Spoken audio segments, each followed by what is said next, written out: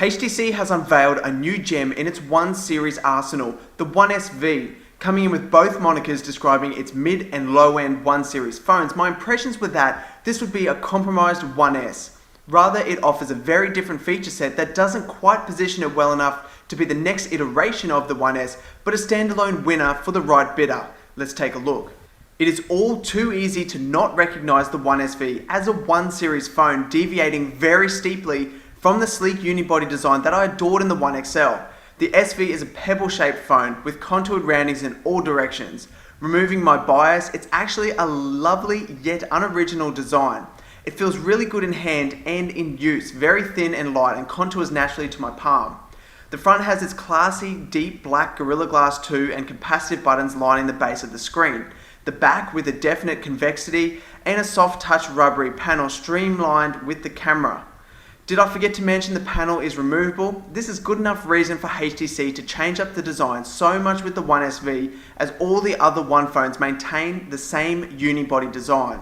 This gives the SV the distinct ability of being able to change over the 1800 mAh battery and slot in a 32GB microSD card to compensate for the 8GB of internal storage.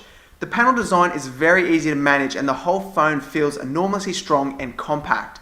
The base of the phone sees the micro USB slot with unlock and headphone jack at the top and volume rocker on the right hand side. All meld fairly seamlessly with the dark grey band, but I must criticise the speaker grille on the front screen. It is gauntly by comparison to other One phones and has the notification light buried so deep I often didn't notice it. In the belly of the One SV, certain strides were taken to give it different flair from its brothers. The CPU was dropped from the One S down to a dual-core 1.2 GHz processor with 1 GB of RAM. In use, it performs very well. Fluidity was maintained in general. App load times did feel a tiny bit slower, though even downloading larger files in the background did little to stagger its performance.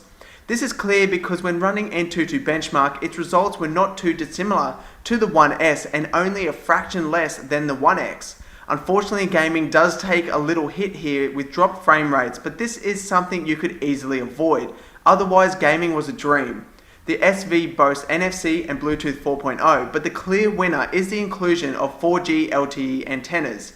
Data speeds and call quality were excellent. Battery life was not bad, lasting upward of 7.5 hours of continuous video playback, but LTE use will drain it rapidly, as we see with other 4G enabled devices. HTC did compromise a little on the display. While the SV offers the same size 4.3-inch display as the One S, resolution has been dropped down to 217 ppi in a Super LCD 2 panel, not Super AMOLED display. While not substantial, it would have been nice to maintain that same screen resolution as the One S. However, I found the trueness of color reproduction, brightness, pureness of whites, and viewing angles to be superior and very pleasing. The only area the display let me down was in gaming, where resolution became more apparent. Overall, this display is a treat compared to other manufacturers' mid-range phones.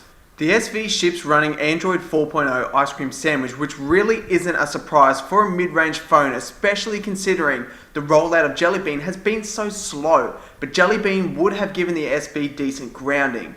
It is linked with HTC's Sense UI, which I quite enjoy. It is one of the more appealing UIs that takes some steps to define itself, but is very clean and modern. I love the optimization options between themes and unlock screens and their take on editing the home pages. The integration of social media feeds is excellently delivered by HTC, and the non-native applications like Phonebook and Contacts are decent variations of the Google standard. What I didn't appreciate was the amount of carrier bloatware that shipped. You can always tell when there's too much when they need to include an additional tab just for it in the app drawer.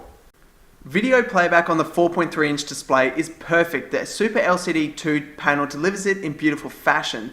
The same goes for photos and images. The 5-megapixel rear-facing camera delivered fast and true-to-life photography. I really couldn't fault its optics. Besides producing lower pixel count photos and video, and HTC's additional features in its camera overlay serve well in day-to-day shooting. The 1.6 megapixel front-facing camera as well did plenty to amuse. One brilliant aspect to HTC is their use of Beats audio, which shines through again in this phone.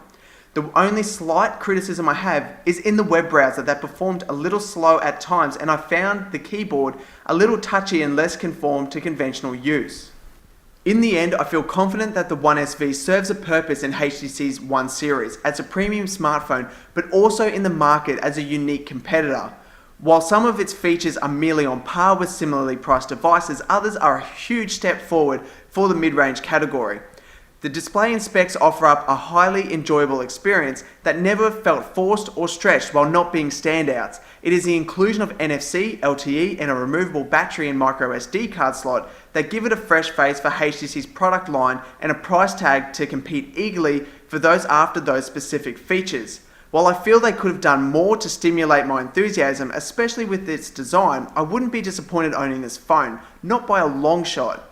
Pick up a HTC phone today from Amazon.com by clicking the link below. Don't forget to like and subscribe. This has been Kurt from KABOOtech. Thanks for watching.